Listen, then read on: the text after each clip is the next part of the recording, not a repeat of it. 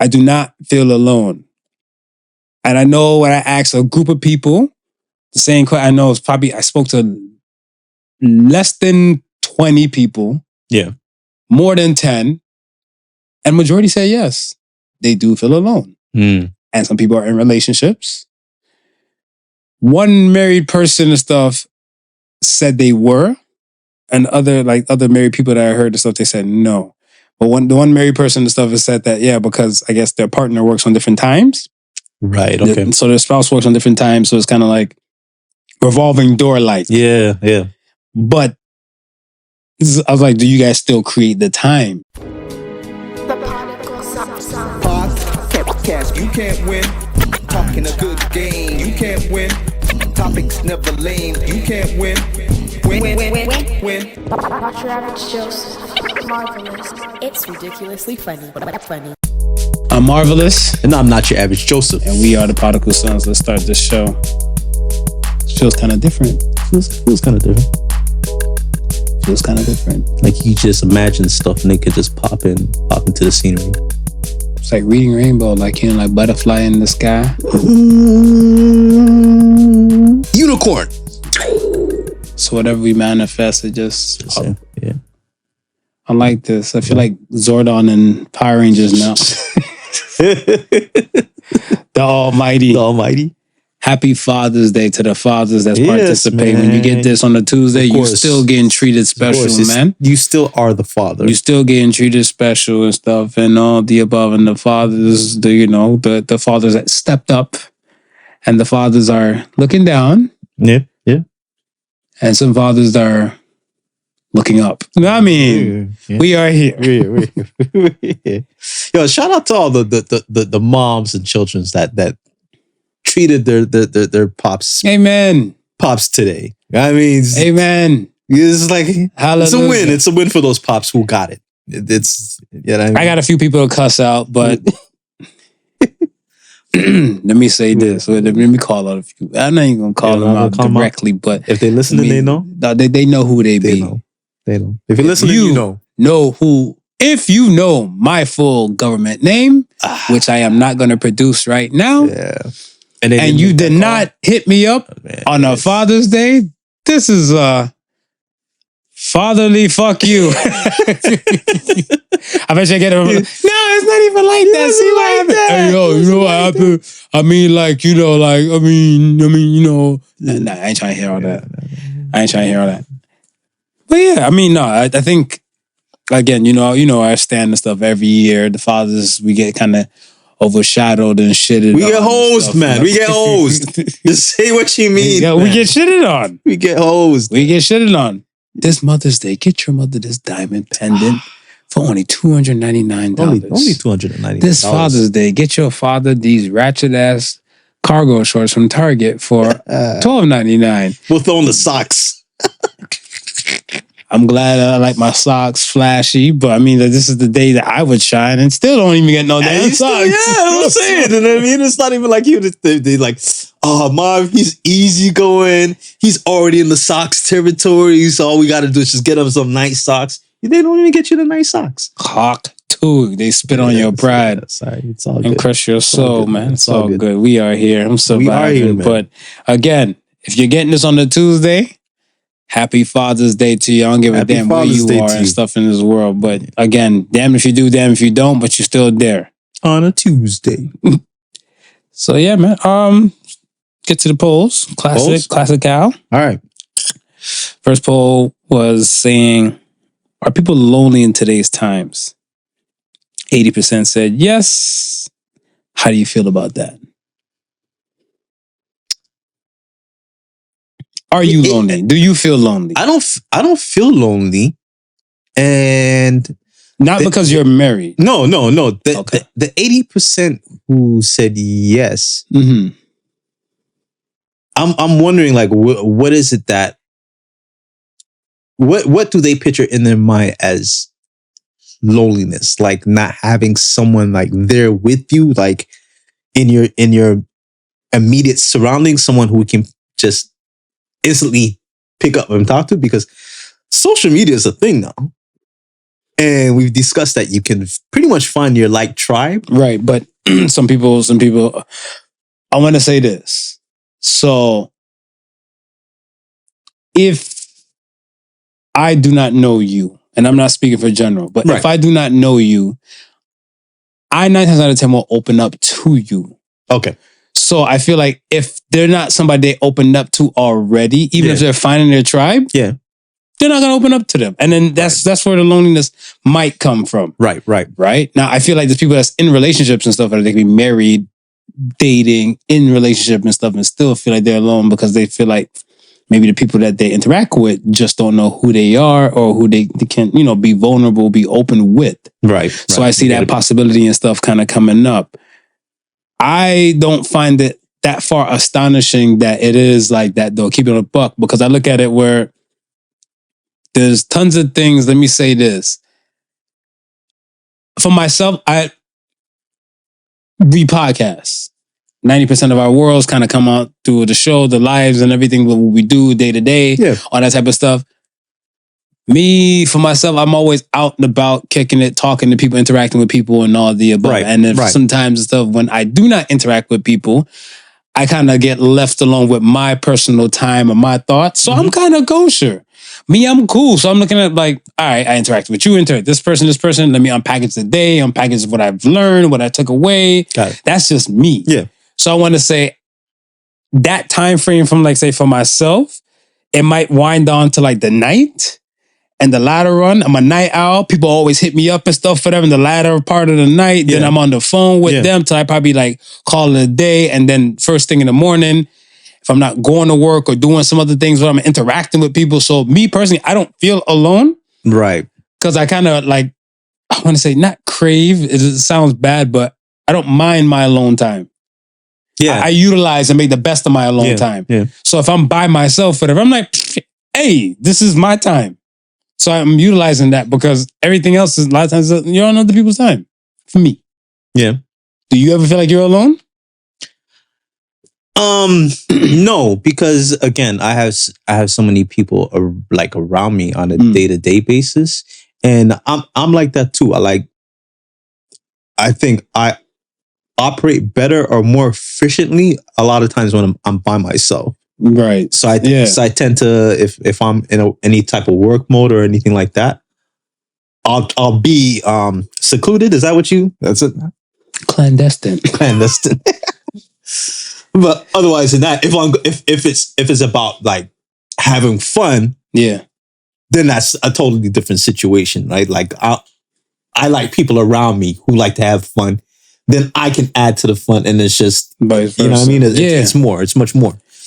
And man, I asked a few people before I even like decided to say I'm going to poll the question. Research. Yeah, having conversation with people, and like, I had legit had a woman cry on me when I asked her and stuff. Whatever. It was like I'm like, she's like, oh, you working on the podcast stuff? Because they're right now podcast man, right? Yeah. So what's the topic you're playing with your podcast? I'm like, are you alone? Do you feel alone?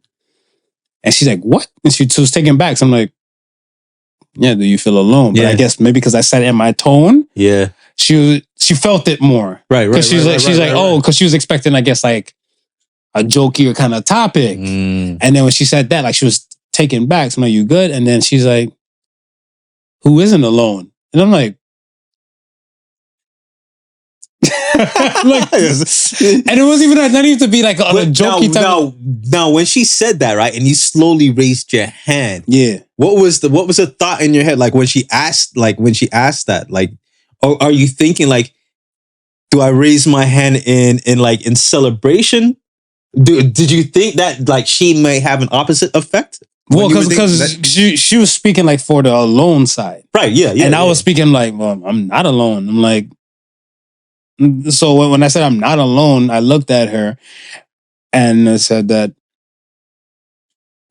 so I started going into detail. I'm like, she don't work from home. She work out, like, so I was like, okay, you're interacting with people. Like, she's like, yeah, but she feel like unseen. And then it kind of went back into a conversation with it's hard for adults to make new friends. Then So we got into several conversations, and then again, we spoke about before in previous episodes about, damn, now the topic is slipping my mind, but it's on the line of saying,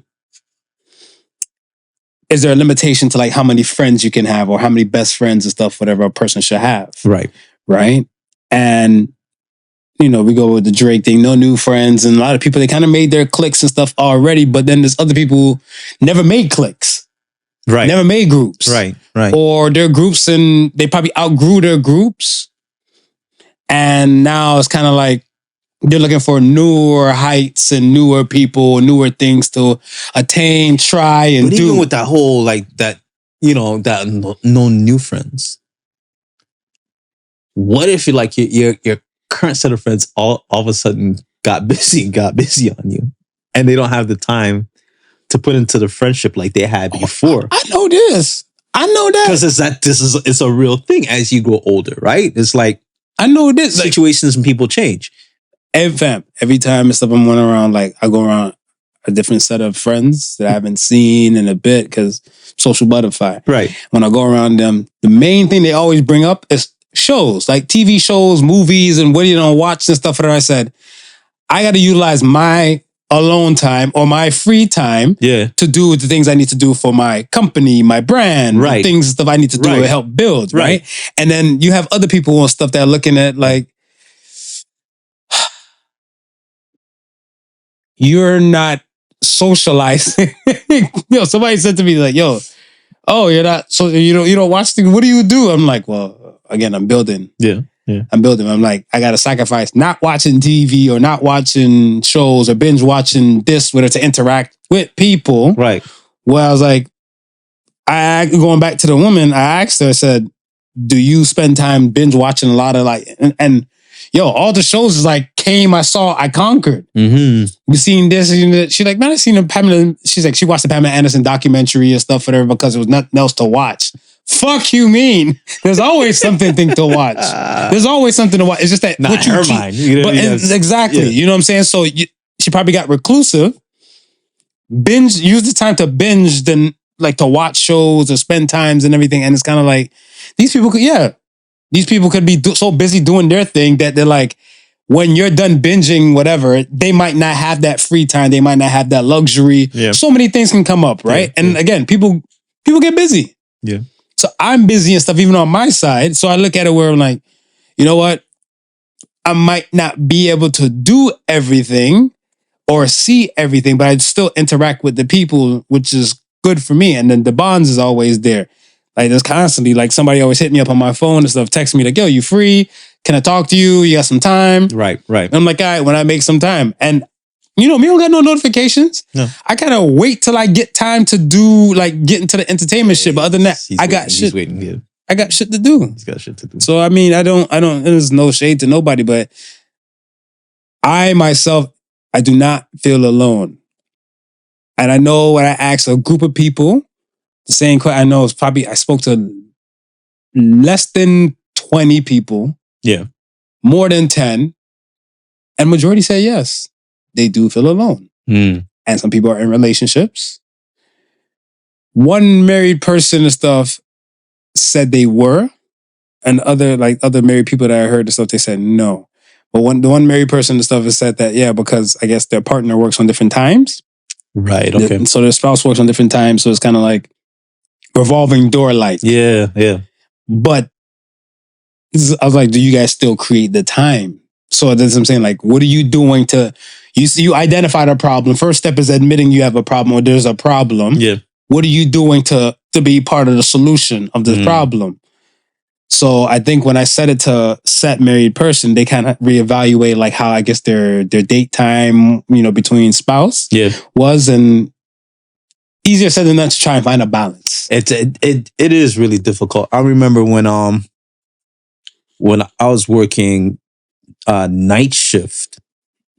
And the days they weren't set days. Mm-hmm. The shift would rotate, but a lot of the rotating times would fall on the weekends. Okay, where you would hope that if if you are on opposite schedules, if you work 9 to 5s, then at least you have the weekends, right? Correct. Where, sometimes she would work on a Saturday and sometimes I would have to work the Saturday, Sundays. So it's a situation where it's really just fleeting moments in between. Right. Plus then we got kids, this, that, and the third, right? So it's really hard to get the family time in there. So I can see a situation if it's hard to get the family time in, right?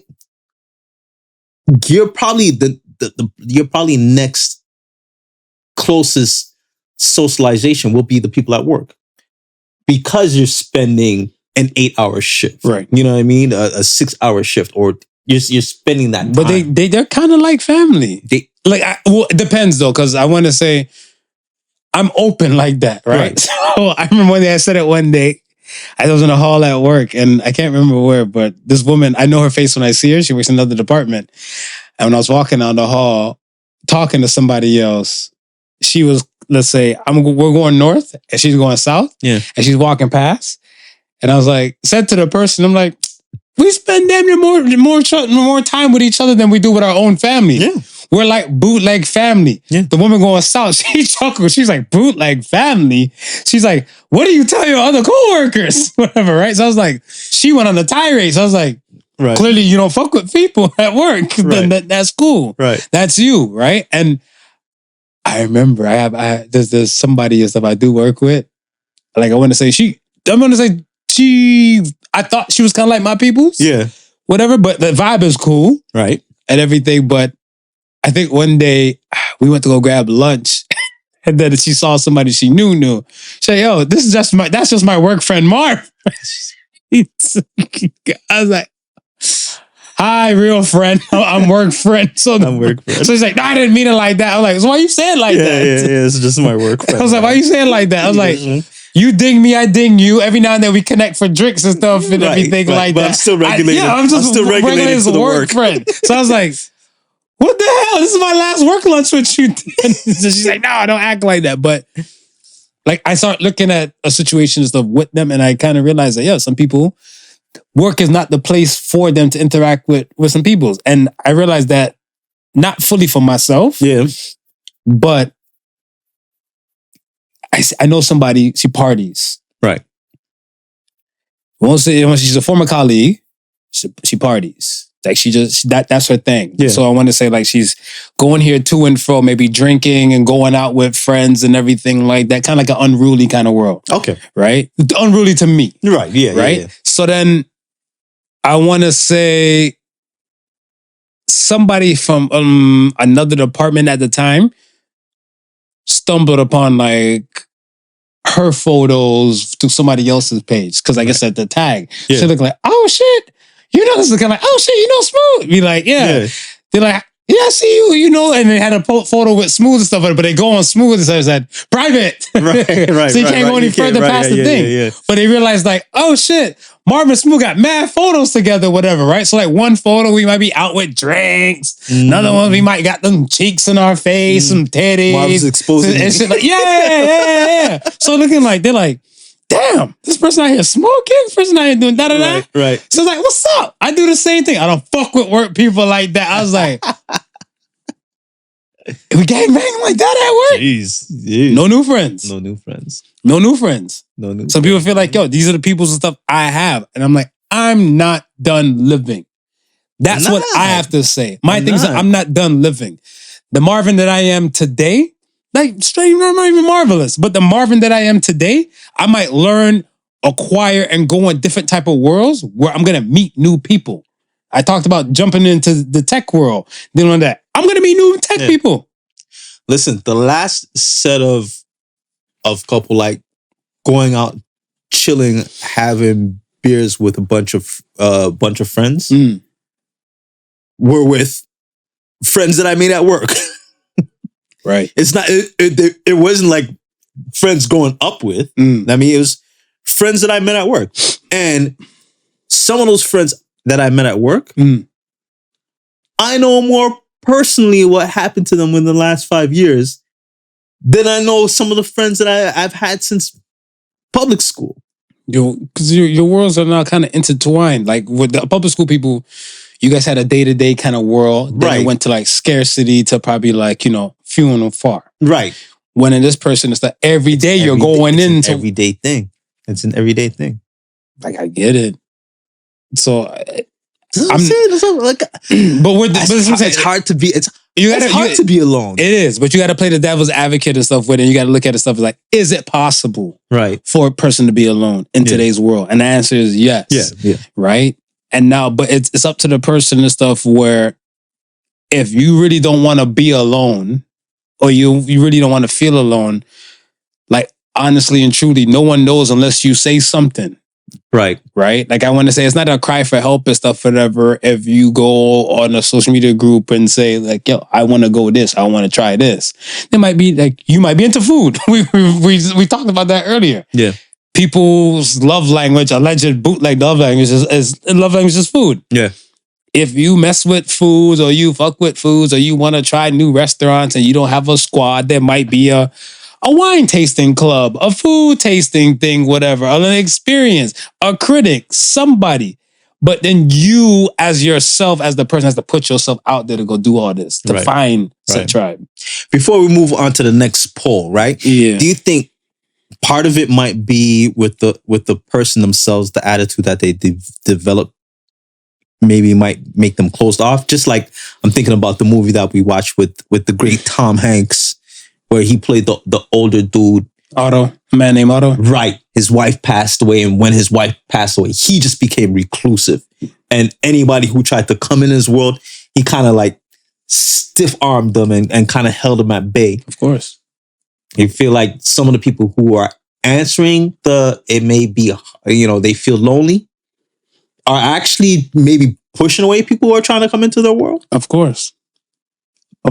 Like, I feel like some people, you got to know self. Right.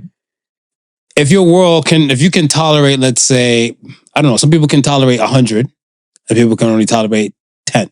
Mm-hmm. Right? If you know you can tolerate 10, then stick to a quantity and stuff of 10. So if you're at your 9 capacity and stuff, or you're at your 10 limit, feel free to stiff arm. Yeah. Because you're straight. But then you wouldn't be complaining that you're lonely. Right. But if you're out here stiff arming and stuff, and then you're still saying you're lonely, you're part of your own problem. You're part of your own problem. That's it. Yeah. Straight like that. All right. Next poll says, should a man cry in front of his kids? And 83% said yes. Talk to things on the Father's Day. How you feel? I feel so. You're human, man. So your kids got to know that you're human, and that you're capable of being hurt. You're capable of all these things. I need an age. So I think not too young.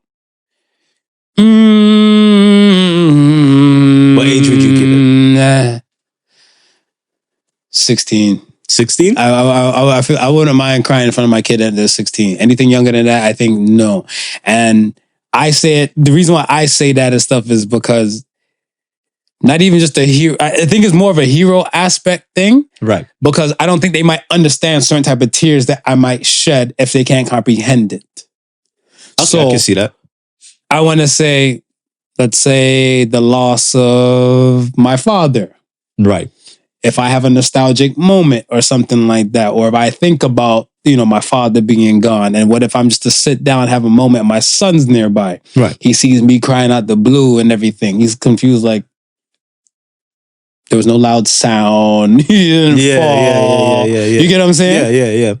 He probably might not be able to comprehend that. I'm not saying rob the kids or give them less credit and stuff for it, but I feel like if I explain something to a 16-year-old, I feel like a 16-year-old will way more grasp it. Mm-hmm. Yeah. That. Yeah. So I look at it stuff as like, 16, if I'm going to say like kids, but they're damn near like ready to be adults. Yeah.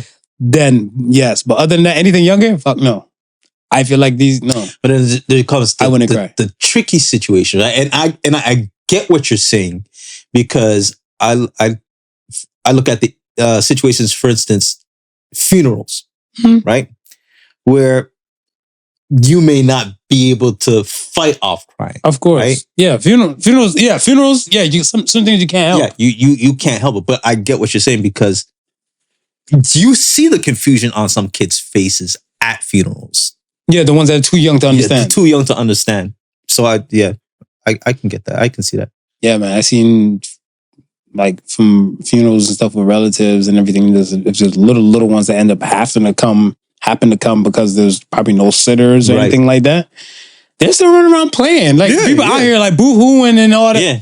They can't comprehend that this is a funeral. Yeah, exactly. A 16-year-old, like I said, to be like, oh shit, we need to put our heads down, right? Shut the hell up, and pay homage to that person that's that might be laying up there, right?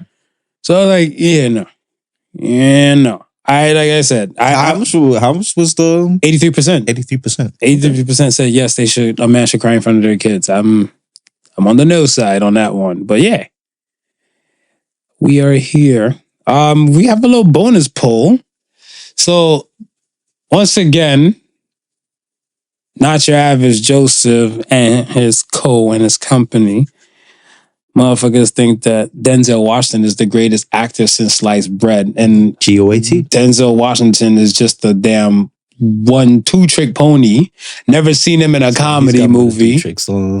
I heard him say comedic words, maybe a few one-liners. You gotta squeeze off. Yeah, but that's written though. And I guess. When you're a GOAT, you don't really have to venture off into too many lanes. Yeah, you can't be a GOAT if you're only in like one type of category. Like I look at it where maybe just for that type cast, like, all right, Steph Curry's a great shooter. He's a great shooter, yes. What is Steph Curry known for besides shooting? Team camaraderie. What is it? Team camaraderie? You can't even say the word properly.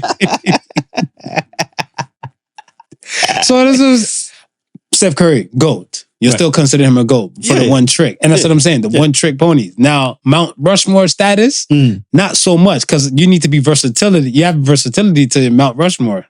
Yeah. Well, yeah. Your one trick could be president. Would be president. And exactly, but how many presidents are there? There's only 4 on Mount Rushmore. If they're making an additional Mount Rushmore part 2, they still might have to just think about maybe a 6th man. So they might do 2 more, maybe. What was the results of the poll, man? Young man. Oh, it's still going on. It's still going on. It's still going on. But so far, Denzel is winning. Denzel's winning. Denzel was at 86% when I seen. Okay. Right? Oh, so you gotta know who he's versing. Yeah, but Denzel versus Wesley Snipes.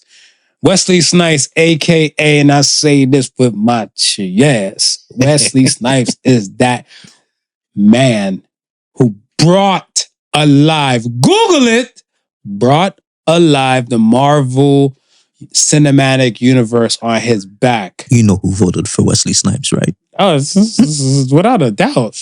Without a doubt. Denzel is basic to me as an actor. I know mad actors that outbody Denzel. Tom Hanks, the real GOAT. Versatility. Wesley Snipes animated movie.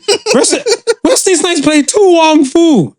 He played Tu Wong Fu. Yeah. Money Trade. White Man Can't Jump. John Cutter. Blade 1, 2. Trinity. Versatility.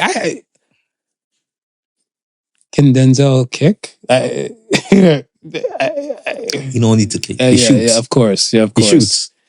Of course. Yeah, I know. So you say. Yeah.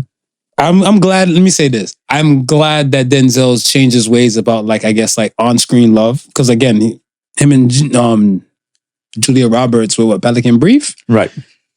It was a controversy for him and her to kiss on screen. So that's what I'm saying. Like, I see Wesley done tongue down some people and stuff in some flicks. Keep it a buck. Wesley's after it. I think you guys don't like Wesley because either the tax evasion thing was because he was married to a white woman. I think you guys are just being racist. If I could get away with paying taxes, I'm in that bracket too. He can date whoever he wants. He had to go do time. He can get away wherever he wants. You know, that's poor Wesley. Poor Wesley. But yeah. All right, so we'll keep you polled and we'll keep you informed on how that poll went. Yes. There you go.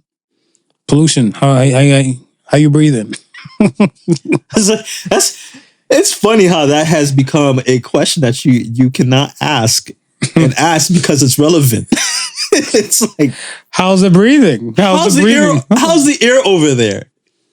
To my New York peoples out there, to my New York squads and my good family and stuff in New York, I want to give a big shout out and say y'all soft. The reason why I have said y'all soft New York is because we here in Ontario. We are in it. The forest fires and stuff are here and everything. Our air pollution quality is not the greatest either. We sit at a 6, 7 today. Yeah. And this is right after coming off the bat of just taking in toxic fumes from the train crash that happened down south. Oh, from the East Palestine. Yeah.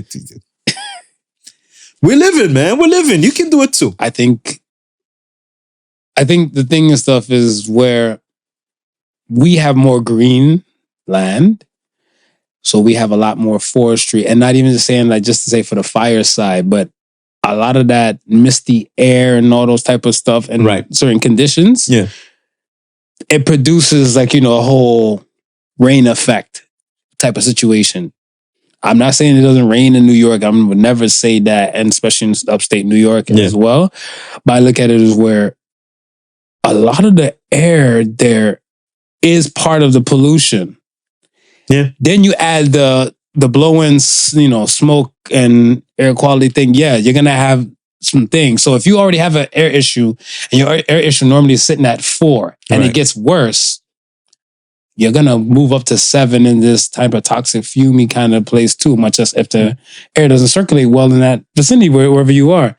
The orange sky and everything, y'all on Mars. We don't live like that here in Ontario. So and we're still waiting on our first alien sighting up here. You want it? You want it? I ain't waiting for. I'm not looking for no alien. No, they have some in Montreal. Well, the UFOs and stuff like that. I don't know. I'm not for aliens to interact with yet. Not yet. I never want to be the first. You don't want to be the first? I never want to be the first. I think way back when I was hype on virginity, yes. I'll be the first if they bestow some type of title on me. You know what I mean? We don't want to fuck with the earth people, so we need a delegate. We're going to put you in charge, and then putting you in charge, you're going to get this, that, and a third. Mm. If they set me up like that, I'll be the go-to guy. So these Vegas aliens, they look like they can communicate like that? They look like they communicated with that family like that? They didn't. That family. I don't know if that family reached out to them, man. I can't tell. I can't tell. Yeah, they look like they just crashed and they was looking for something to do. I don't know. The aliens put like this. I'll say this. Something's going on in the Nevada area from the crickets, the plague. This is like a biblical plague of crickets to UFO sightings to actually aliens caught on cam. But Nevada, isn't that where Area 51 is?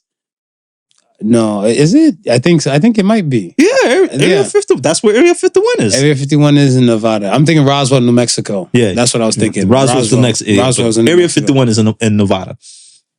Area 51 hasn't been active since the raid. Area 51 thing. What was it? 2019? 2019.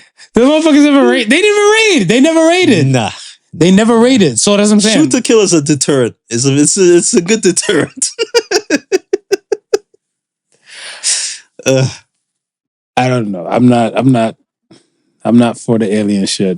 I want to talk about that Toronto lady. I'll say this. Is Toronto the right or wrong place to call somebody the N-word? The right or wrong place? Yeah. I mean, I don't think there's any right or wrong place for you to be able to call somebody the N-word. Well, think about this. I want to say last year, right? There was I forget her name, but there was a situation on the university campus where I think she was a resident. She's like they're a student resident, who worked there. Right. I And remember the this, white, yeah. the blonde chick came in. Came calling drunk her, from whatever. Right. Yeah. Calling her all types of N-words and dirty bitches and et cetera, right? This was on a Saturday night. Before Monday morning, that girl was already fired from Dillard's. She worked for Dillard's. Yes. And they said, we don't, employees like that, we do not, blah, blah, blah. Right. Fired out the back. Mhm. Right?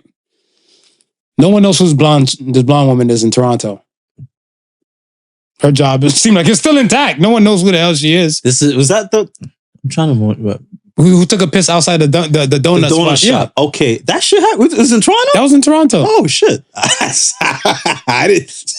I thought it was in the U.S. Attention, New Yorkers. I do apologize. Smoke didn't fuck with everybody else except his brain. It's just his brain. Like that's what inhalation and air quality. That's why I automatically assumed. You assumed it was America. I assumed it was America. I'm sorry, I ain't gonna lie. I assumed that it was in the U.S. No, Toronto. All right, so Toronto.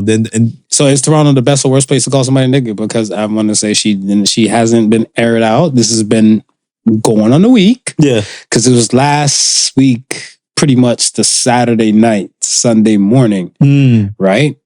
Still no word on who she is or who the rando and all the above. Still got her job. Yeah. Her life is still flowing and going. You know what it is? It's because it's the Toronto news outlets, the social media outlets, they're not on it like how it is in the US. Like, if this story, give it a while. If it starts getting picked up by, let's say, it's on WorldStar. It's on WorldStar? It's been on WorldStar for like over a week, yeah. If it gets picked up by, what's the one with all the rings? They're always showing the people get beat up and they get the rings going. What, Pushing Black? Pushing Black. But Pushing Black, they're not always active. I mean, I want to say like on time with the information. Right. So Pushing Black, I seen them like legit a story I probably done research and passed for like over a month. Right. Pushing Black finally made a post about it like maybe a month or two down the line after that. Right. So that's what I'm saying. Like, again, but I think within, if you look at the difference between like I said, the college students, yeah, with that girl being fired in less than 48 hours to like, we live in today's times where even a sportscaster in America, you can drop the N-word and stuff like that. Yo, there's repercussions coming left, right, and center. Sure, real but quick. Here in Toronto, the shit's cold. I don't know anybody in Toronto doing research like that. What do you mean? Who want to invest the time to find out who this girl is?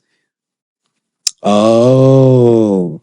So it is the best place to call somebody N-word then. If we put it like that, then yes, yeah. I think we probably won't know until somebody from the down south investigates. Hi, tourism of Ontario. Allow me to speak for you guys. Welcome to Ontario, where the air quality is better than New York. And non-blacks, feel free to be welcome to come by here and drop your N-bombs here. Don't worry, when you cross the border, you might have to pay a slight customs fee for it, but it's the cost of the fun. Go. Somebody does know who the chick is, though. They just not out of her. No. Somebody always knows. Yeah. And the thing is is that people don't sleep. You see, like here, remember, there was a guy, he worked for, I think, Hydro One. Right. Did he say grab her by, did he say to Trump? I think he said grab her by the pussy or fuck her in the pussy. He got fired. He was at a Toronto FC game. Marv, you're right. Yeah. You're right.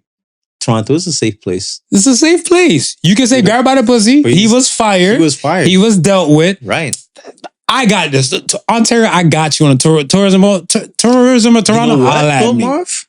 That made news. Has this made news coverage? News coverage? Yeah. Here? Yeah. You said Toronto people in Toronto don't give a fuck. Yeah, that's what I'm saying. Maybe if it makes news coverage, it might be a different story. But again, the last situation with that girl and the college student thing, that never made news. Yeah, that never made news.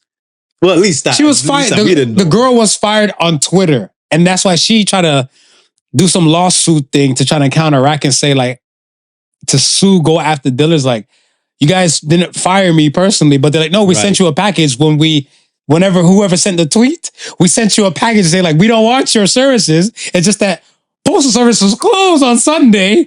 We can expedite stuff through it was a whole thing. How dealers escape this nice lawsuit possible situation with this young woman. So as I'm looking at like, Toronto's the place. Speaking of which, right? Mm. What about the lady suing? I can't remember what franchise it is for being white because she said she got fired for being white. You seen that? Have you seen that story? No. Oh, shit, I gotta find that. Sounds wild. I gotta find the post now. She's suing. Oh my gosh, what company was it again? I can't remember which food company it was. But she's suing them. No, she won her lawsuit. She said she was fired for being white. She was fired for being white in a predominantly black company or color company? I was trying to figure out if like that, because it wasn't. It's a popular chain. I'm just wondering if the area that chain was in was predominantly like a specific non-white. Right? Let's say it might have been like East Indian dominated, or it might have been African American dominated. But she sued on the basis of her being white and won. It must have been some hardships, man. The reason why I can only say that is because if it was a culture where I heard somebody say this one day, because I said this pertained to the religious schools. So I said that if you're in Canada, but they said in Canada a lot of things can come to Canada. Air quality is better. We can handle our forest fires. I think right now we're doing a better job than Trudeau for recruiting new Canadians right now. Yes, Trudeau. Happy Father's Day to Fidel in heaven. So I mean, but I tune in next week, folks, to make sure we're still here. I know. I'm sorry. It's this new world I'm living in now. This new world, new studio. I feel like there's tons of times where, let's say, like on a serious note, you have so many people. Like, all right, when it pertains to religious schools that I was saying earlier, I'll say this. This is a land where I want to say it's not predominantly of the Muslim Islamic faith. Right. Right? Now, let's say Mecca. You would suspect Mecca predominantly Muslim, or I want to say 100%. Mm-hmm. Certain rules and stuff go along the lines of the religion. Right. Certain rules and laws in the land here does not really go with the religion. Right. Now, if you have a school on the land, you can govern that body a little different. It's kind of like French immersion schools and stuff like that, right? Within those landscapes, the school participates and acts within their own world. Now, if you're working at a place where it's predominantly of this kind of, let's say if you go to, you teach at a Muslim school. Yeah. Right? I'm assuming you might be a Muslim teacher, but let's say, what if you're just that, I don't know, gymnasium specialist, a PE coach? Right. Might not be. Yeah. And now it's time of Ramadan, where they need to break down and get down and stuff and have their moments for prayer. Right. When they're breaking down to have their moments of prayer, you're not of this faith. I think this is the time you might possibly take a smoke break, take a 5 minutes, however long and stuff they might have for prayer, and then come back and designate, because that's the law in the land of that culture or that setting you work in. Got it. If said person, I don't know that story, is in a world where most of that culture is like that, discrimination can happen that fast. Well, and this is what I'm saying, because I was looking at the post, and a lot of people were like looking at it like this, like it's absurd, and I'm like, no, anybody can be discriminated. Black people can be racist. So anybody can be discriminated. Anybody can be discriminated. Yeah. Anybody can be discriminated and stuff like that fast. You could be the only black person in the white culture environment, etc. Discrimination can happen that fast. And then I'm like, and then I followed up with, I mean, they write the laws and the rules. You don't think they would make it so that they can benefit from these same laws and rules too? I mean, that would be stupid not to, no? It would be stupid. It'd be stupid not to. It'd be very stupid. Yeah. Very illogical. Yeah, I don't get it. Yes, she's suing and she won. Good for her. Yeah, good for her. Good for her. Let's talk to the next thing. I feel like I'm clearing up. I'm saying a lot of things on my chest today. Should sit a little bit more proud. I told you so. Skip and Shannon are done. Done. I told you twice this year. Done. And I told you when the last time it happened, I told you they're done. No, Marv. They're going to be still good. No, they're going to work through this like they are. No. And I think the reason why I want to say, I'm proud to say I told you so. Mm-hmm. Not even like, it's sad that they're splitting.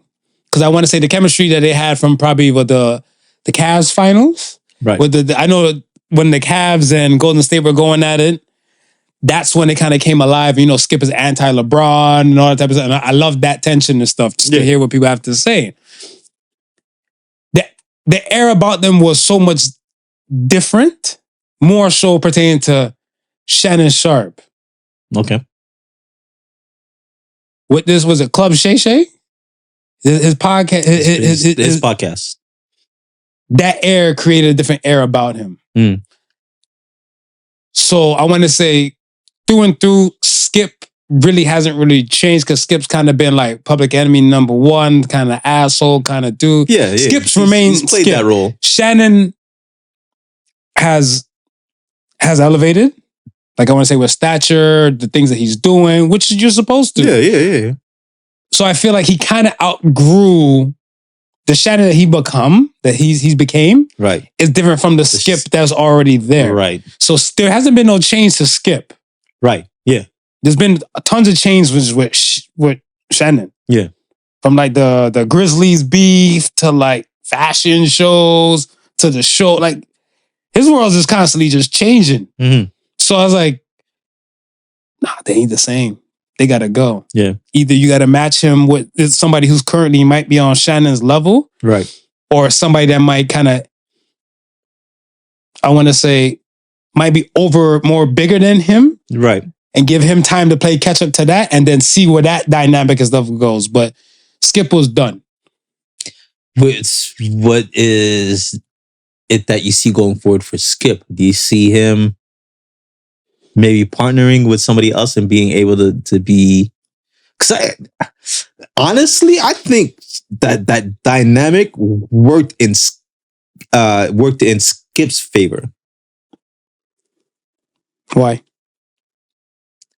I don't know. I don't see like I can see more Shannon in a one-on-one than I can see Skip.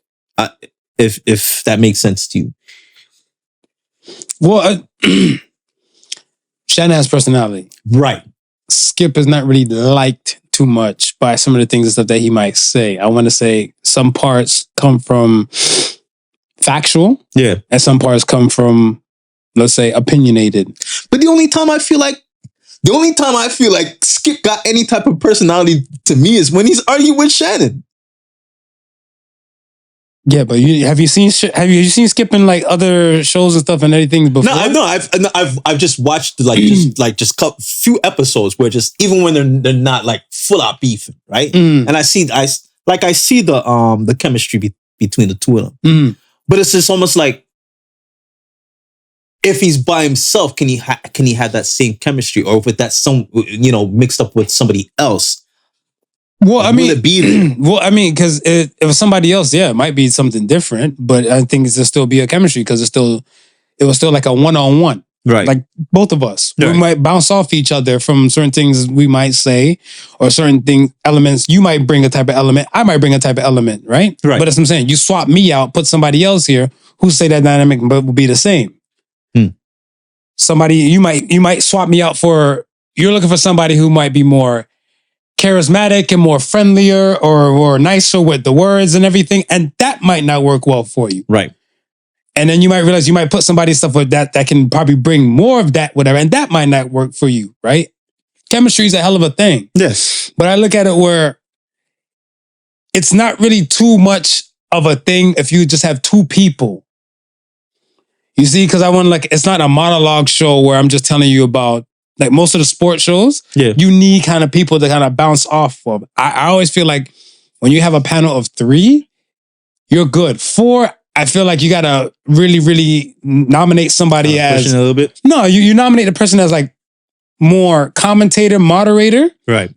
And you let the other 3 kind of go at it, right? Because if you're coming back and stuff to you, you gotta have like one of those Jerry Springer thought type of moments. Like when I see Malika Andrews and stuff going at it, and I was like, she's hosting everything, so that's why she'll go in heavy opinionated on something she has to say, pertaining to like whatever player or situation. Then she's like, go panel. But that eats up some time. Right. And then you gotta look at it stuff. Some people don't want to hear so many people kind of go at it. Yeah. Right. But then if you have 2 people, like, all right, I can just focus on just 2 people. I like this person out of the 2. This person is an asshole. This person knows what she's talking about. All those things will come up. Right. So I look at the 2, the 2, not so much. And 3 people, like Podical Sons and Friends, I'm missing in action. You bounce off somebody and stuff, whatever. Cool. Yeah. How many shows could you do by yourself? Right. How many shows could I do by myself? Right. Because I tell you, my shows would be quick as fuck. Today we're going with Marv's Madness Thought. We're going with this. I'm going to save my thought, give my answer. Good night, folks.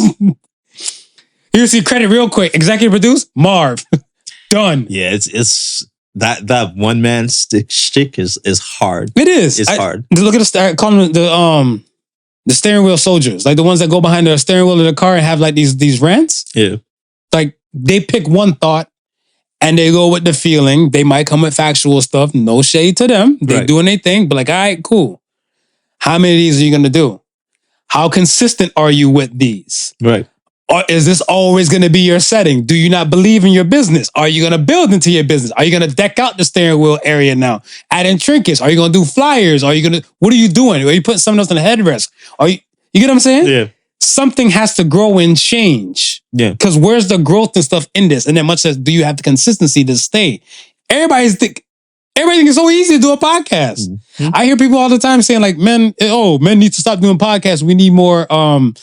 When I see some meme that said, men need to stop making more podcasts and need to start being more electricians. We need some shit to be fixed around the house. Right?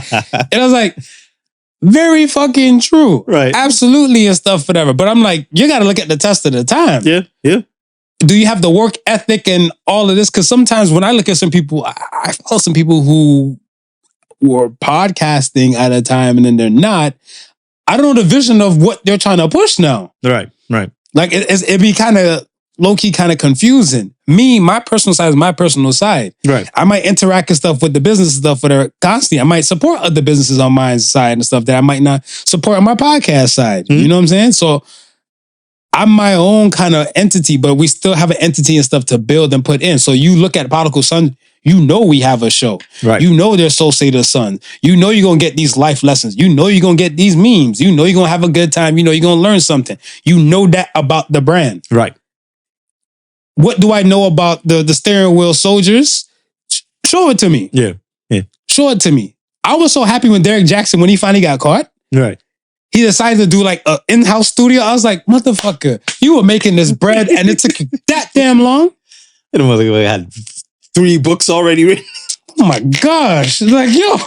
It's still being you clearly know where the book money was going. You knew where the book money was going. It was going to the women. Going to the hoes. I thought it was the truck. I thought it was going to the Tahoes. He meant the Tahoes. The Tahoes. I meant the Tahoes. He meant the Tahoes. Aye, sir. I wanted to say congratulations to Tyler Perry. Yes. For the new owner of BET and VH1. Tyler Perry has been, I want to say, it started from the bottom. That should be really his theme song. Started in whatever. Started from the bottom. Tyler Perry. Mashed up Chevy, he was sleeping in whatever. Yeah. We here, baby. And I think it's a beautiful thing where I look at it where it might be culture. I'm not too sure. I want to put it on our culture, but I look at it where there's tons of things I feel like we put a time frame on like our ageism. Yeah. On certain things you can do. Right? I think social media, I don't want to always blame social media, but I look at it stuff as like maybe the things that we see on social media just assumes you have to do things at a specific time. Yeah. But it was before social media, because I look at it as stuff as where, let's look at music. Who says you can't be a rapper at 35? Right. There's people being discovered for singing. Yeah. Like in 40, like they could probably sing at a diner for years to just get discovered. And next thing they're cutting albums and doing things. But I feel like we shit on the rapper who's too old. Right. And allegedly too old and stuff as if he's like 30 plus. Right? Because they're like, oh, they feel like rap is a young boy's sport. But I'm like, a lot of young boys ain't saying shit, but just mumbling and just putting words together when then you have somebody who's older and is cultivated. Well, look, when you sat down with Clifton and you were talking about the whole battle of beat makers, and we spoke about the age range, and you were saying one of the contestants, and it was like 40 plus, the one who entered this series. Goes, you look at the typical producers today. We know all the legendary producers, but those are not the ones who are getting the shine right now. It's all these young upcoming producers. Like these guys have like fell off. Like they've never created anything. You would think these guys never created anything great because they're like no longer being focused on.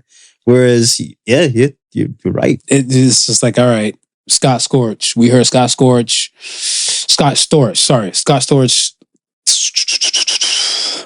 for years. From Lil Kim's Jump Off. From Lil Kim Jump Off time to even, I want to say, what's the latest I probably heard Scott?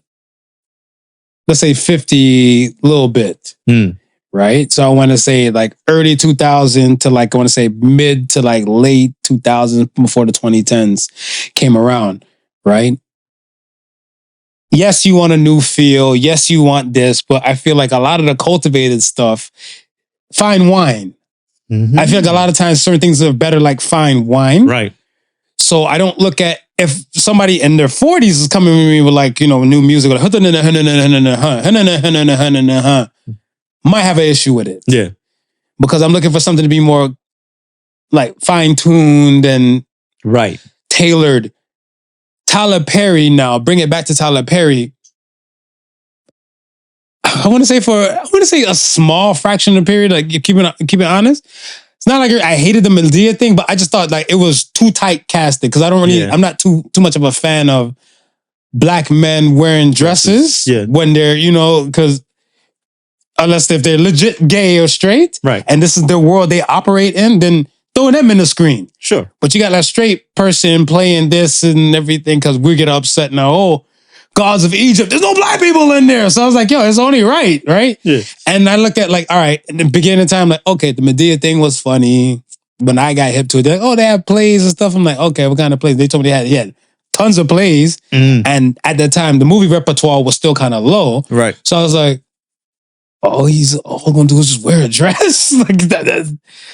Every movie's gonna wear a dress. I think he had like an action movie somewhere where I think somebody killed his family or something. I was like, he's not wearing a dress. But other than that, this man's just been building and building and building and building and building. And I'm like, I'm not mad at that. Right. And when I realized the stuff that the greater gay, like, again, allegations, they did allegedly he had a sex cult when they came to the plays. I remember. Yeah, you remember they had a sex cult. They came to play. You had to be a specific type of way. Remember the Boondocks episode? The Boondocks made a parody, episode about the rumor and everything too. Right. Like, and then how far he's come from since then. The land, the studio. Yeah.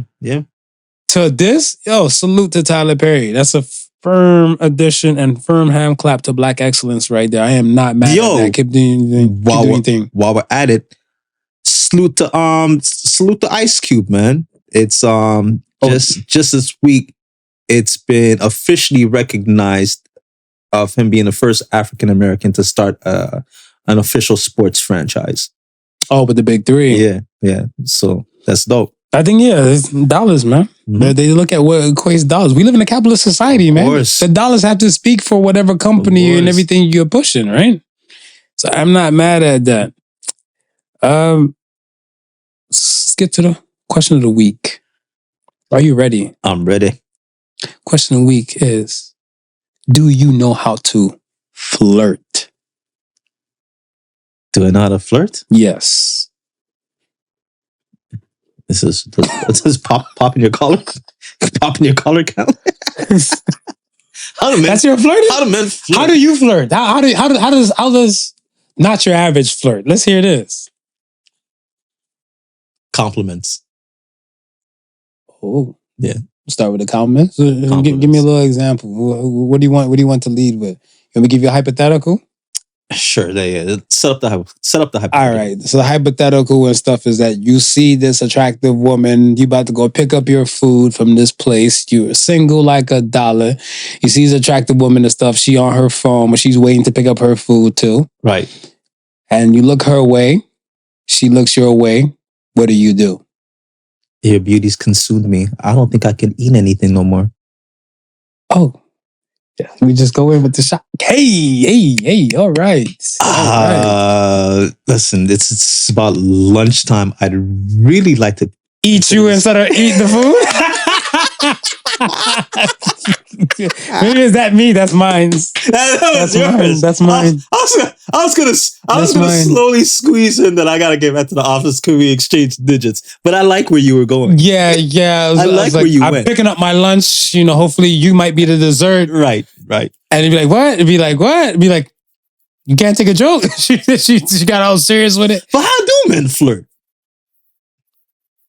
Well, I'm different. I feel like eye contact part of your game. Part of mine, like you try to make the eye contact. I used to, but then sometimes the stuff that I think I got in my own head way back when I was younger. Yeah, that like in my mind, I feel like a smooth operator. Right. But the actual I might look like that fucking pervert, whatever. So I just move forward. I'm like, if I like you, I see you, I want you. Right. I'm letting you know that I'm into you. Yeah. Because I can move on and go elsewhere and stuff. I go where I'm wanted. We're wanted. No. You want to be needed. I want to be wanted. This is where we differ. I need to learn how to be needed. Mm. Maybe I can get a successful relationship. Maybe. I think you gotta escape. You gotta escape that whole wanted position. I want to be wanted. But I feel like eye contact for me isn't like it could be. It's good enough because I'll just look like this, right? And a lot of times I'll lock in. So like if you this bootleg woman and stuff, I'm like, how you doing today? Are you picking up your food too? I'm like, that's what's up. You sharing that food with anybody today? Husband, boyfriend? No? Are you clued in when women are trying to flirt with you?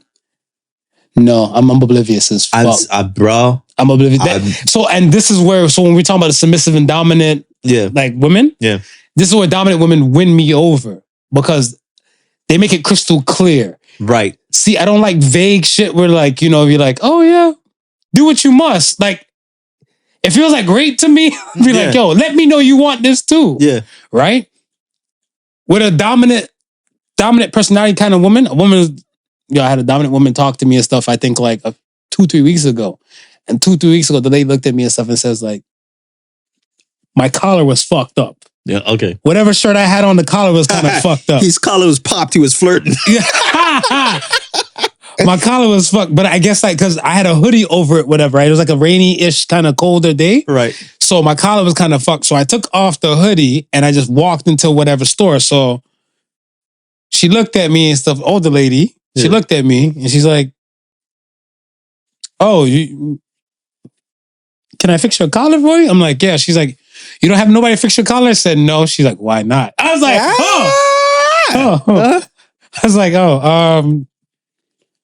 I just came out the car by my damn self. It threw me off. She's like, I can fix your collar for you. I'm like, you just did. She's like, that's temporary. And I was like, hey. But I was like, but you got a wedding ring on. Shit, what that got to do with you? And I was like, fair. Fair. I'm like, I don't like to share the vagina that I'm gonna be swimming in. Yeah. That's just me. That's the kind of, the state of my hand. She said, "Oh, you're Mr. Exclusive and stuff." But I thought you younger guys are into like poly this and poly that. So I was like, I'm doing my research, but then we had an exchange and then just kept it pushing, whatever, right? So I didn't know that when fixing the damn collar turned into like, Chuck Woolery's nighttime love. I remember one time when I was DJing at Chocolate City. One night these two girls came in, right? And beautiful looking girls, and you know they weren't the regulars, right? So you come in, you enter the place. The DJ booth is at the back. So I'm working the DJ booth that night. So I'm going back and forth to the bar, back to both, right? These two lovely ladies are sitting off to the side. Then I don't know what happened, but one of the workers had brought them to the stage area. So where the stage area is, it was like a bootleg makeshift VIP. It didn't look much VIP, but it was makeshift. DIP. DIP. Dearly departed. But it was beside the DJ booth, right? So they were put to sit there. So now they're right there beside. They're like, I want to say like maybe 3 feet away from me, and I'm in the DJ booth, right? So now I'm looking and I'm fixing one of these records, and all of a sudden I feel a pinch on my ass. So I turn around, and the two girls are smiling. So the one girl's like, "My friend likes you. She thinks you're cute." So I said, "Okay," you know what I mean? And then so we swapped out numbers. We ended up dating and so forth like that. But she had let me know that night that she was been trying to get my attention all that time that I was walking back and forth. Yeah. And it wasn't until her girlfriend said, "Okay, let's go by the booth," that they were finally able to get. Because I was a bit of this. I wanted to ask you this question, but it clicked to me when you were explaining your story. Is that the easiest way you've been picked up by a woman? What's the easiest way? This is a safe space for us on the internet and the whole world to hear. The easiest? Tell us, you slut. Easiest way. Tell us, you slut. Again, you dirty the DJ slut. story. Again, a DJ story. I was playing at a barbecue / Blocko, right? Mm-hmm. And the dude who I was playing for, who ran it came up to me, right? It's like, gave me a dime bag of weed, right? Mm-hmm. And a piece of paper with a number on it. And he said, "Yo." A woman sent you, she sent you a drink. She sent you weed and a number. And a number bar. And said, "Yo." She said the linker. So now there was this other girl, right? Mm. At the beginning that came, and she came and rushed me. And she was like real aggressive. She's like, "Yo, I like you. I think you're cute." Right? That's not saying. You're like, this is gonna take it back. Yeah. The hunters now became the hunted. Right. So I thought when he was giving me the numbers, I thought it was her that he was giving me the number for, right? Mm. So anyway, I get back. We started, I called and stuff like that. And we were talking, and then I started realizing it wasn't the same girl, right? So eventually I said, "Okay, you know what? I gotta see who this girl is." So I went and I met up with her, and she goes, yeah. Basically, I don't want nothing. I just want to, fuck buddies. Oh, so nice. I was like, I mean, I'm not in anything serious. Hey. I mean, and we ended up kicking it. But yeah, but that was the easiest way. I came with weed. It came with a dime bag. I feel so ashamed. You feel ashamed? This is not a vulnerable place for me. This is a vulnerable place. I was vulnerable just a while ago. It's your turn. Your turn. You're not escaping. No, because when I heard when we were talking about this and stuff the other day, and I looked at it, I was like, yeah, I'm slut. Cheap whore. Whore bag? A cheap whore. Because I looked at it like, all right, the easiest that I sat down and thought to myself. Yeah. I went to a barbecue. This was like 07, 08? Something like that. Say like 06, 07 around that time. I went to a barbecue. And where I was and stuff on this barbecue, it's like a fence off. It's like somebody's legit backyard barbecue. Yeah. I'm by a fence area and I wanted to eat my food. Right. But everybody else was kind of like standing and stuff, whatever, over there. I'm like, now, I'm going to sit my ass down and stuff. And I sat where I sat. I'm not going to say her name, but she had a skirt on at the time. I didn't know who she was. Nah, you didn't know who she was. I didn't know who she was and stuff, whatever. And then she walked over by my left foot. And I'm there like, I'm looking down at my food. And then she walked over by my left foot. So I'm like, oh shit. There's like, leg and sandals and shit like that. And she's like, I always want to look down on you. So I'm like, I was like this in front of people? Right.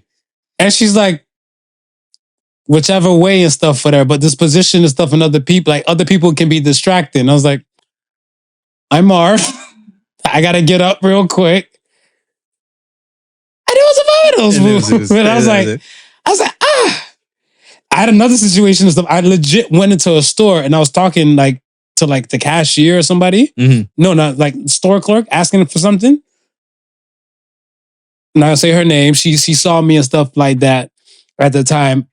And she legit followed me and stuff. She's like, yo, you have a girl? I'm like, I handed her my BlackBerry. And I was like, this is how women pick up. Yeah. Swap out. It was like, no, she didn't give me her phone. She didn't give me her phone. She just took my number and stuff. But I was like, no, but she called that night. And then, yeah, we dated for a bit. And yeah, for a few months. I had a woman try to pick me up at a strip club once. Yeah, I had strippers pick me up several times. I don't know. Because I feel like they're there to work. Yeah. And I think it's part of a hustle. Right. But my oblivious ass, I was legit. I was with salute to Ben. Ben can confirm and stuff, whatever. After we went. And I was like, swell, keep taking up your time. Yeah. Sorry, we have to go now. All right? Yeah. So I was like, I gave her money and she took the money and threw it back at me. So I was like, we're not going to see you dance. We about to dip. Right. Shit, I don't want your money. I want you. I was like, what's going on here? Is this a hustle? Am I being punked? I thought it was I don't awesome, know. Marv. I thought so that's what I'm saying. I don't know. That's the reason why I tend to try and initiate the flirt. Right. I try to initiate that myself because at least I know. And then if I want to say I'm not the best reader, but I want to say I think I'm adept enough to know body language. So if I feel like you don't want to be bothered, I keep it pushing. Yeah. But a lot of times, I think the time when it happened to me, I was the young stage, whereas I can come to the club and look at you because you're not my girl. But for you to be my girl and know that everybody's come to the club and looking at you, probably wouldn't sit right with me. So that's why I just never took it. I never took it seriously. Plus the whole, yeah. Who am I of one in 100 guys in this bar that, probably not the richest guy in the bar. You're coming to me, it could be swindle management that you're working for. So I'm playing this very cautious. What if she found love in the club? It's quite possible, but it's one of those situations where you just don't know, right? One more. I was at a club These are his slut confessions. I was at a club. Me and my boys were standing up. And this girl came and started bubbling behind me. Bubbling, like dancing close and rubbing up. I'm so glad you know we don't only have Jamaican listeners. Thank you, Smooth. After all these years. But you know what it was, Marv? It clicked on me to the conversation that we had earlier. You know when you know of something, but you can't find any other word other than a Jamaican term to describe it? Facts. Bubbling was the first thing that came to my mind. No, you can translate bubbling. Yeah. I've been translating bubbling for years now. Grinding. So sandwich dancing. So and it threw me off because I never felt a girl so aggressive like that before in a club. I've had girls ask me to dance, but this girl, like, she didn't even ask. You know, I felt like the girl who had to look back and see if it was cute or not. You have to look forward, see if she cute or not. I tell my friend. You know, shit. I seen a guy on a video dance with a man. He didn't even know. His friends had to. Okay, you seen that? Yeah, he didn't even know. It's rough world we live in. Yeah, scary hours, bruv. Scary hours. Okay, all right. Good flirting. By the way, good flirting. Okay, we'll write a book. Let's get to the Ask the Sons. Ask the Sons. First Ask the Sons question comes from Sleepy Giant. I was gonna say Joe. Sleepy Giant. What would you ban if you had the final say? What would you ban if you had the final say? I would ban pop-up ads. I fucking hate pop-up ads to this day.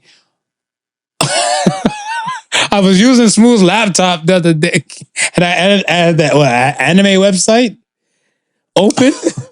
And it was like some anime porn that popped up as a pop-up. Yeah. And I was like, no, that's not my thing. Like, I wasn't doing that. And you're like, sure, Marv. Sure. Fucking pop-ups, man. Pop-ups still piss me off, man. Weekend work. Yo, you know what? I can get behind that. Yeah, I'd ban weekend work. The siesta shit? I feel like we should give it a try. I think so. I feel like over here, like in this part of the world, like in North America, we should give it a trial. Because yes, few more people want to more people want to go independent, and few more people will want to get out of the working for somebody type of thing. Yeah. But I feel like if it's less strenuous for the mind and the body, I think so. With these breaks and everything, think about some people, they would utilize not the rest. I heard some places in Italy, stores and everything shut the fuck down. Right. Now, I think because we're so hardwired for the siesta aspect, if it was to come in, a good portion of us would be like, you know what? Your lunch break or your siesta time is your siesta time. I'm going to go grocery shopping, I'm going to do this, go to my yard, do all of that. Because I realized that with people working from home, the hybrid people, on their lunch break, they're doing all this cooking and prepping and the other things that they could do. Now, if they knew they had a little bit stretched more of a time, they would probably utilize it so much more. Right. And I feel like it changes a lot of dynamic and tone, because if it's a job that you fuck this job, and you realize now it's a little bit more accommodating, you'd be like, it ain't that bad. It's not that bad, right? Yeah, it's not that bad. Yeah. So I can get behind that. Yeah, you're working on the weekends where everybody's Monday through Friday, and now you're out here where everybody's like, yeah, we're going out here. Right. You gotta work. You gotta, it's no fun. Gotta work. Next question comes from Ginger Ale King. Ginger Ale King says, who would you say is the most known dragon? Puff. No. Puff? I was thinking Puff. What's that? It's that Hobbit shit. Smog? Smog. Is he popular? No. Smog's not a popular type of dragon name. I think Puff would be more popular than Smog. So, okay. So Puff is a magical dragon? Who live by the sea. So it was Puff an innuendo, or was Puff really a dragon? Nah, he was a real... Oh, so he wasn't... It wasn't like a... I think it was an actual pipe? cartoon. No. Oh, okay. I think it was actual. I think the reference came after. Peace Dragon. And Pete's Dragon, I forget Pete's Dragon's name. That was a Disney / animated movie. No. Well, let's go. Let's look it up real quick. Because there was a whole song of Puff the Magic Dragon lived by the sea. And they got a song called Booty Butt Cheeks. That shit ain't real. And I think there was like an actual cartoon, if I'm not mistaken.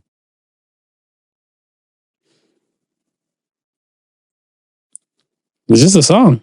It was just a song? Just a song.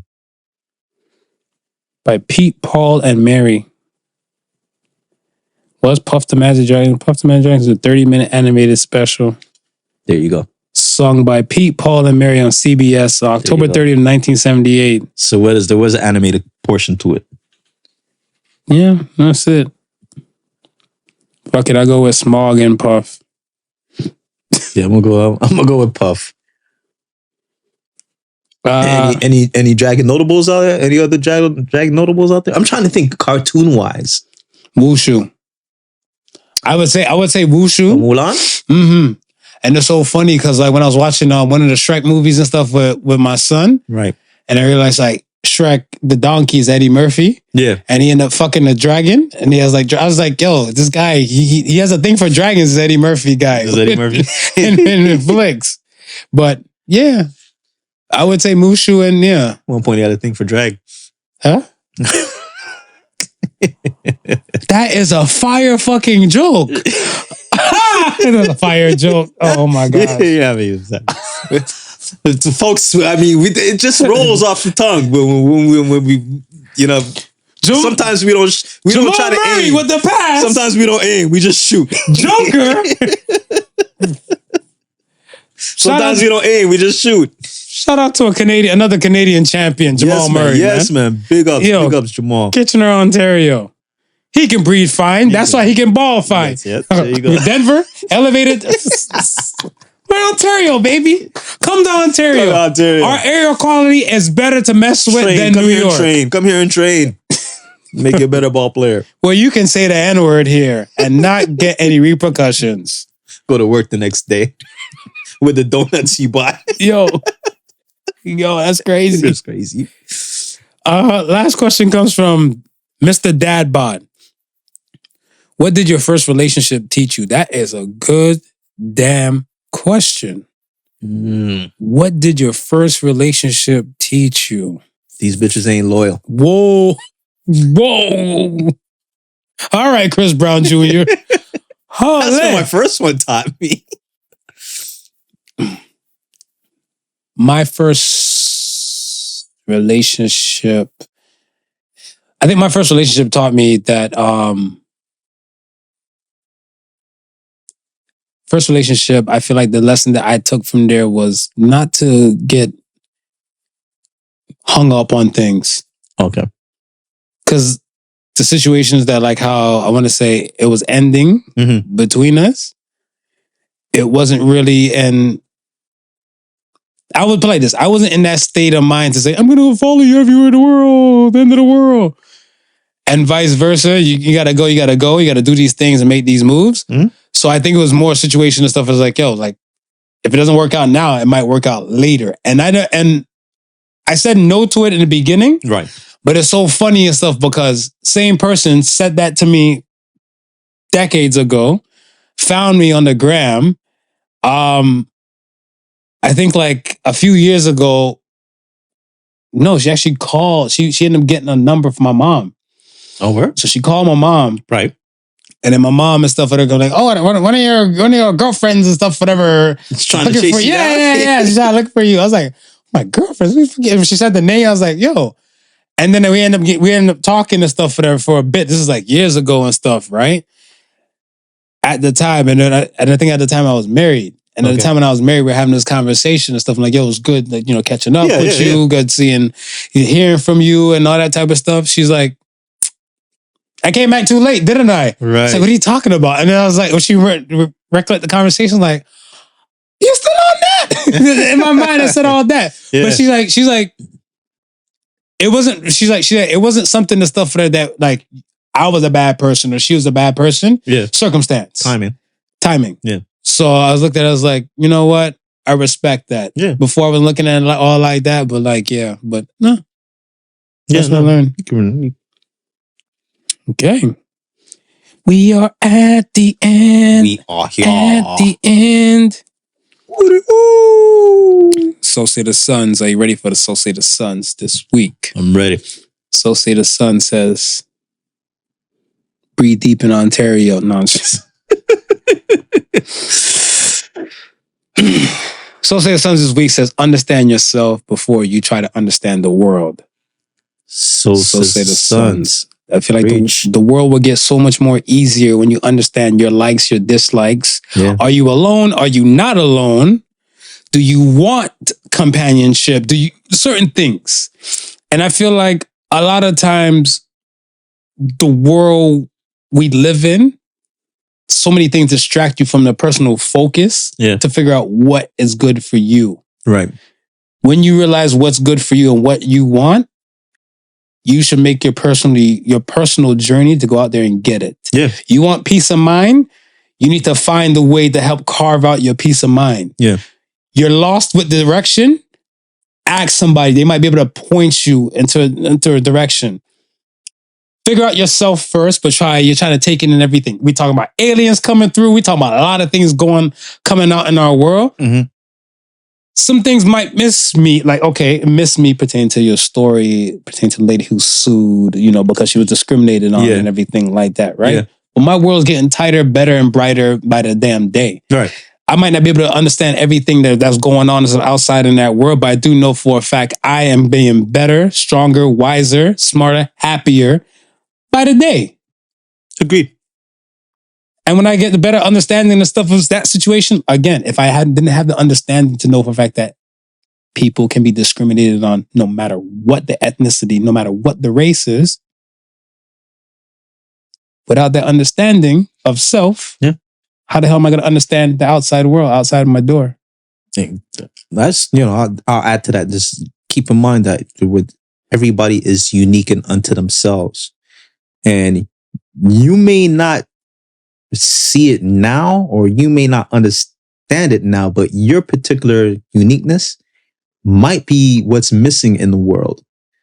And, we've mentioned this before on a previous podcast when we were talking about those who are trying to be like others and not necessarily finding out who they are to try and fit in the world. And I gave the analogy of the puzzle. Right? Where all these pieces in a puzzle, and all these pieces in the puzzle are unique pieces. No one piece is the same, right? Now you're trying to copy you're trying to be like another piece that's already got its position in the puzzle. When there's a spot that's vacant, waiting for you to fill, and only you can fill it. But you don't know that until you find yourself out. Facts. So say the Sons, man. So say the Sons. Yes. Self, understand self first. We are here. We're here, man. We are here at the end in the lovely new studio. Right off now. This is where the image of the ride off in the sunset. I'm going to see if I can find the ride off in the sunset. See if it just right off. Oh, shit. Yeah. 2 cowboys, 2 dudes going off in the sunset. Don't make it look kind of Brokeback. That's what I was about to say. No Brokeback. No Brokeback. No Brokeback Mountain. Happy Pride Month! Once again, thank you for listening to the Podical Sons. Remember, the difference between genius and stupidity is genius has limits. Like, comment, subscribe. All streaming platforms possible. Podicalsons.com. Appreciate you. Thank you. Welcome to the new world. Peace and love, y'all. Peace. The Podical Sons was not your average Joseph and Sofa King Marvelous.